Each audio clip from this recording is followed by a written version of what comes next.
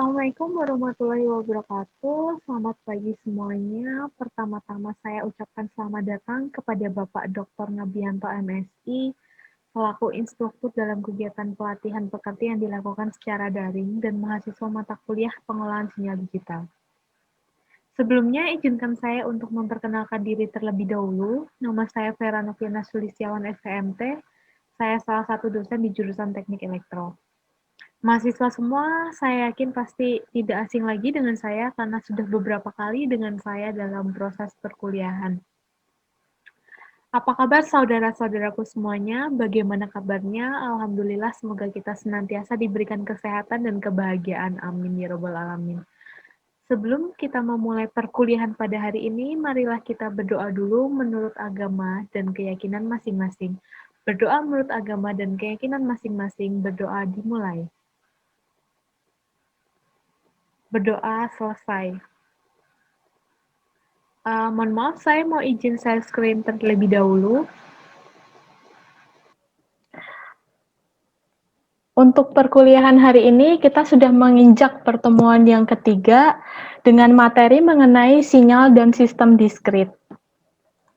Pada hari ini, kita akan membahas mengenai sinyal dan sistem diskrit dengan proses pembelajaran. Itu yang pertama, kita belajar melalui Zoom meeting dulu secara sinkronus. Selanjutnya, kita belajar secara asinkronus melalui Elena. Dan kemudian ada tugas mandiri. Untuk pertemuan pada hari ini, capaian pembelajaran yang akan dicapai itu yang pertama adalah mampu menerima dan menunjukkan sikap kritis, kreatif, jujur, sopan, dan ingin tahu dalam diskusi pada mata kuliah pengolahan sinyal digital, kemudian mampu menganalisis dan memecahkan masalah teknis dengan menerapkan prinsip matematika, dan menguasai pengetahuan mengidentifikasi, merumuskan, dan memecahkan dalam berbagai sistem pengolahan sinyal. Kemampuan yang diharapkan atau sub CPMK pada pertemuan hari ini adalah mampu menganalisa sinyal dan sistem diskrit serta penerapannya dalam filter digital.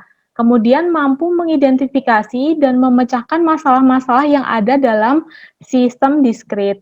Tujuan pembelajaran pada hari ini adalah mahasiswa dapat memahami konsep sinyal dan sistem diskrit beserta penerapannya.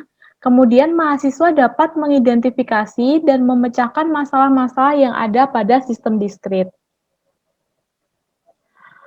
Untuk skenario digital signal processing itu, jadi kita bisa lihat dari blok berikut ini.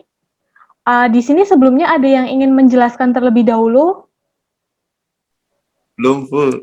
Kemarin agak lupa dikit itu. Oh iya, ya sudah kalau gitu saya jelaskan. Jadi untuk skenario digital signal processing ini, yang kita ketahui bahwa sinyal di alam atau sinyal yang bisa ada di alam atau sinyal fisik itu sebelumnya ditangkap terlebih dahulu menggunakan sensor. Setelah sinyal tersebut melalui sensor, dia akan ada perubahan dari sinyal fisik menjadi sinyal elektrik. Kemudian dari sinyal elektrik itu sendiri, itu masuk ke dalam komponen elektronika, di mana dalam komponen elektronika itu sendiri, itu tetap menjadi sinyal elektrik. Nah, biasanya dalam komponen analog itu sendiri, biasanya jika komponen analog ya sudah, berarti di situ akan ada filter, di mana filter tersebut ada dalam komponen analog tersebut. Sementara jika kita lihat dari teknologi saat ini itu banyak yang menerapkan yang namanya digital. Jadi dari analog kita rubah ke dalam digital, di mana perubahannya itu kita menggunakan yang namanya itu ADC atau analog to digital converter, di mana di analog to digital converter itu merubah dari sinyal diskrit atau sinyal continuous menjadi sinyal diskrit. Kemudian setelah itu baru diproses menggunakan pengolahan signal digital, kemudian keluarannya itu adalah sinyal diskrit yang akan dirubah kembali menjadi sinyal kontinu atau sinyal analog. kita di sini akan belajar mengenai sinyal dan sistem diskrit. Jadi, tadi kita sudah belajar mengenai skenario DSP, di pengolahan sinyal digital itu seperti apa, dari sinyal yang dari alam, kemudian diproses di dalamnya, kemudian, keluarannya itu adalah sinyal alam lagi atau yang disebut dengan sinyal analog. Nah, di sini kita akan mempelajari mengenai sinyal dan sistem diskrit karena sinyal tersebut pastinya masuk ke dalam sistem, di mana sistem itu sendiri pasti ada input, kemudian ada output, dan kemudian di dalam sistem itu sendiri pasti akan ada pemrosesan seperti itu. Nah, di sini sistem itu sendiri dapat didefinisikan sebagai sekumpulan objek yang disusun membentuk proses dengan tujuan tertentu. Karena ketika kita membuat sebuah sistem, tentunya kita membuat sistem itu ada tujuannya. Tidak mungkin ketika kita membuat sistem ternyata tidak ada tujuannya, ternyata hanya asal-asal membuat sistem itu sangat tidak mungkin. Dan ketika kita membuat sistem, tentu kita juga menentukan inputnya itu apa dan outputnya itu apa. Kalau misalkan sistem itu ada di alam seperti itu, dia akan mempunyai input di analog. Analog itu seperti yang ditunjukkan pada gambar di bawah ini. Jadi analog atau continue, dia itu berbentuk sinyal yang tidak terputus. Nah, sementara dalam perangkat-perangkat elektronik kita, itu semuanya sudah bekerja dalam digital. Oleh karena itu, sangat penting kita dalam memahami sinyal dan sistem diskrit atau dalam bentuk digital. Nah, untuk sinyal dan sistem diskrit itu sendiri, jadi dari diagram yang sebelumnya, ketika sinyal itu masuk ke dalam DSP, itu bentuknya itu sudah dalam bentuk diskrit. Ketika dia masuk ke dalam bentuk diskrit, sebelum DSP itu otomatis dia akan keluar dalam bentuk diskrit juga. Dalam sistemnya itu adalah sistem digital signal processing. Sampai sini ada yang ingin ditanyakan dulu? Belum ada ya? Bu, Ya. di DSP itu apakah sinyal diskrit itu bisa diperkuat atau diperlemah lagi, Bu? Apakah sinyal diskrit itu bisa Diperkuat di DSP itu, Bu. Oh, Misalkan, tentu. Oke, baik. Terima kasih, Dodi. Jadi di DSP itu sendiri nanti sinyalnya itu bisa kita proses sesuai dengan apa yang kita inginkan. Jadi sinyalnya itu bisa diperkuat atau sinyal itu bisa dilemahkan. Kemudian sinyal itu kemudian bisa kita ambil dari yang kita inginkan atau kita buang yang tidak kita inginkan. Seperti itu. Jadi di DSP itu kan adalah sebuah sistem ya. Jadi sistem itu mengikuti kemauan kita. Jadi kemauan kita inginnya sistem itu akan menjadikan sinyal itu jadi seperti apa. Seperti itu. Di sini di dalam proses DSP itu ada yang namanya itu filter. Di sini filter itu digunakan untuk memisahkan bagian-bagian yang tidak diinginkan dari suatu sinyal, seperti noise, dengan cara meredam atau melewatkan frekuensi tertentu sehingga diperoleh sinyal yang diinginkan. Misalkan tadi Dodi bertanya kan, Bu bisa tidak sinyalnya dirubah, dikuatkan atau dilemahkan? Ya itu tentu saja bisa. Dan di sini kita juga akan belajar mengenai filter ya. Jadi dalam pemrosesan sinyal diskrit itu tentunya kita sangat berkaitan erat dengan yang namanya filter, di mana filter itu sendiri itu adalah suatu sistem yang mempunyai fungsi transfer tertentu untuk meloloskan sinyal masukan pada frekuensi-frekuensi tertentu dan menyaring atau memblokir atau melemahkan sinyal masukan pada frekuensi-frekuensi yang lain. Untuk penerapan filter itu sendiri, itu sebetulnya ada filter analog dan ada filter digital. Namun untuk filter analog itu sudah mulai tergantikan dengan filter digital. Untuk penerapannya sendiri, itu dalam filter analog, itu contohnya itu adalah up-down converter, terus kemudian duplexer, terus kemudian untuk filter analog itu biasanya diimplementasikan dalam komponen-komponen elektronik. Sementara dalam filter digital, itu misalkan di bidang pendidikan atau riset atau yang biasa kita pakai, itu adalah berbagai program yang ada di komputer. Kemudian di dalam industri itu adalah ada mikrokomputer, pengendali, dan pengamat atau chip. Saya contohkan misalkan kita dalam bidang komunikasi ya, yang sering kita pakai misalkan HP. Misalkan kita baru bertelepon di cuaca hujan yang sangat deras. Tentunya jika tidak ada filter di dalam proses komunikasi tersebut, maka si penerima telepon akan sangat terganggu. Jadi kita menerima telepon itu kita bingung, kok suaranya berisik banget ya, ada banyak suara hujan. Tapi karena ada proses filter di dalamnya, meskipun tetap ada suara hujan, tapi si penerima tetap bisa menerima informasi yang diberikan sama si penelpon, contohnya seperti itu. Nah, untuk prosesnya sendiri, itu untuk sinyal analog, itu sama kayak tadi di suatu sistem gitu ya. Jadi inputannya itu adalah sinyal analog, kemudian sistemnya itu sendiri adalah filter analog, kemudian keluarannya itu adalah sinyal analog. Sementara dalam filter digital itu ada yang namanya itu proses analog to digital converter dan digital to analog converter.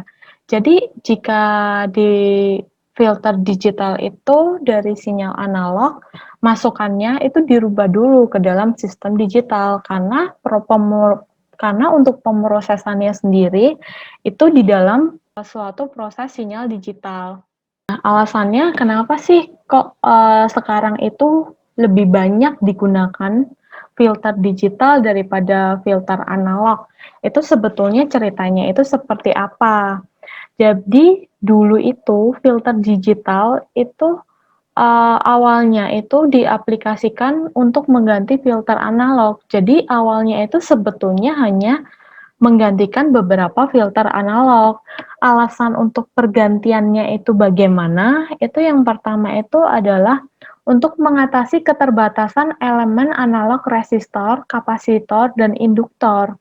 Jadi kalau kita lihat dari gambar di sebelah kanan gitu ya, itu ada analog filter sama ada digital filter, di mana di analog filter itu proses sinyalnya itu adalah sinyal analog atau sinyal kontinu yang masuk ke dalam rangkaian. Rangkaiannya itu ada resistor dan kapasitor, inputnya itu adalah XT, dan outputnya itu adalah YT, di mana di sini inputnya itu analog dan outputnya itu adalah analog. Nah, kenapa kok mesti diganti dengan filter digital? Alasannya lagi itu juga karena nilai komponen analog itu berfluktuasi terhadap temperatur dan umur. Jadi jika filter analog itu umurnya itu lebih singkat daripada filter digital. Sementara komponen-komponen yang diperlukan itu tentunya mempunyai harga yang pastinya itu juga harus dipertimbangkan seperti itu. Nah, kemudian komponen analog memerlukan ukuran yang besar, terutama untuk induktor dan kapasitor dengan nilai yang besar.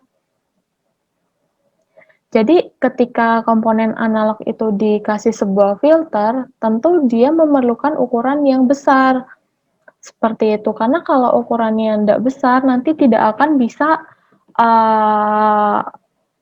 diberikan filter sesuai apa yang kita inginkan. Kemudian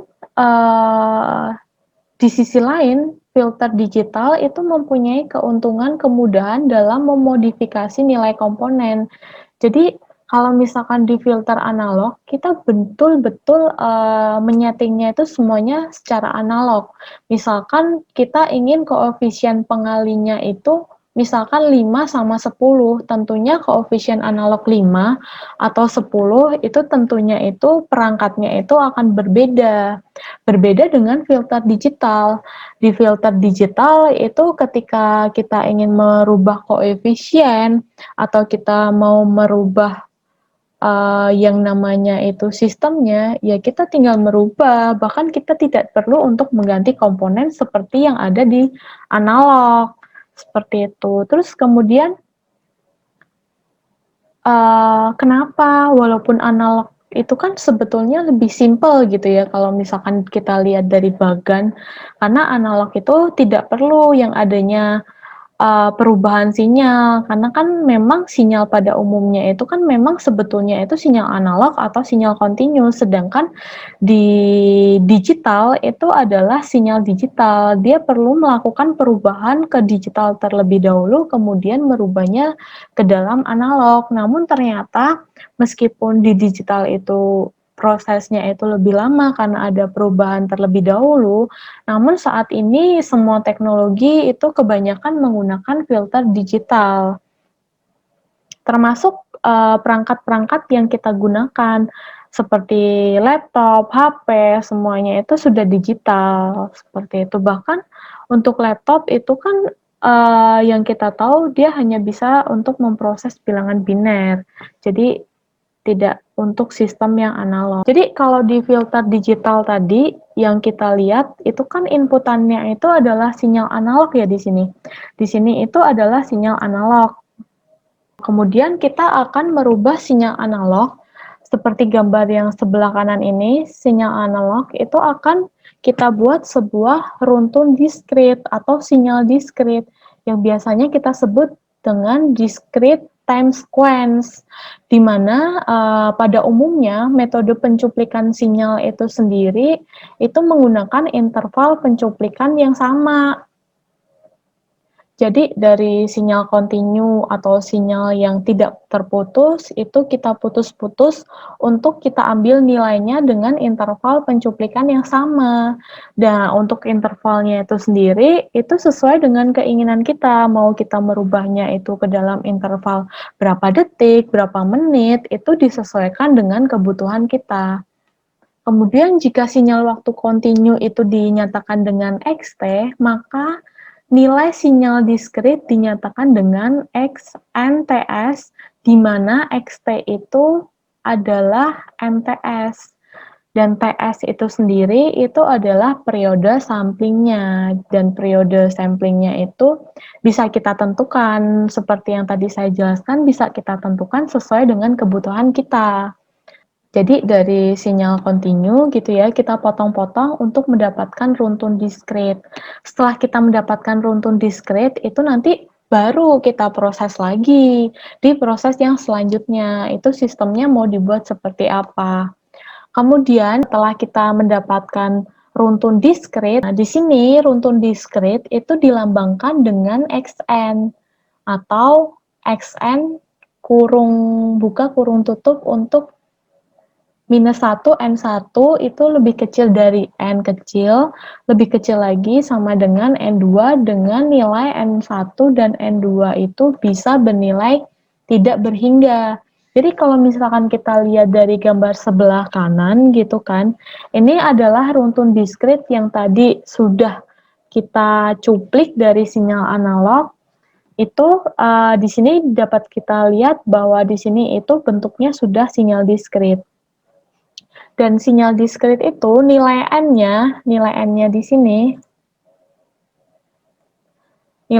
sini itu tergantung dengan kebutuhan kita. Jadi bisa kita sesuaikan di mana nilainya itu dari minus N sampai tak hingga. Jadi ini dari minus tak hingga sampai tak hingga, di mana tak hingganya itu kita bisa tentukan maunya itu membatasi dalam range berapa sampai berapa.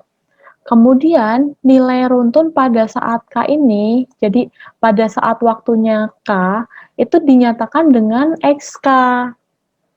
Jadi cara menyatakan runtun waktu diskrit pada saat K itu dinyatakan dengan XK. Kalau misalkan di sini kita cuplik lagi menjadi satu sinyal gitu kan, itu bisa kita gambarkan seperti ini. Jadi ada sinyal dalam N, kemudian ini ada satu sinyal XK. Di sini runtun dihasilkan oleh teknik pencuplikan fungsi kontinu dengan interval pencuplikan yang sama. Jadi maksudnya interval pencuplikan yang sama di sini, jadi misalkan kita lihat dalam grafik di sini. Di sini antara 0 sampai 1 jaraknya dan 1 dengan 2 itu intervalnya harus sama. Tapi sebetulnya di proses yang adaptif itu bisa kita tentukan, bisa mungkin kita pakai deret yang sangat rumit, itu juga bisa. Jadi tetap disesuaikan dengan kebutuhan, tapi umumnya dalam proses pencuplikan itu dia intervalnya itu sama. Misalkan di sini intervalnya adalah 2, di sini juga 2 dan seterusnya. Nah, kemudian setelah ini runtun yang digunakan itu tidak hanya runtun yang sederhana seperti itu. Jadi ada beberapa jenisnya. Itu ada runtun cuplik satuan, runtun undak satuan, runtun sinusoidal, kemudian ada eksponensial kompleks. Nah, sekarang tugas kalian adalah mempelajari secara mandiri runtun yang digunakan dalam proses analisis filter, kemudian jelaskan prosesnya dan aplikasikan pada sinyal diskrit. Kemudian, sebutkan aplikasi-aplikasi filter digital yang sering ditemui dan berikan penjelasannya. Sampai sini ada yang ingin ditanyakan?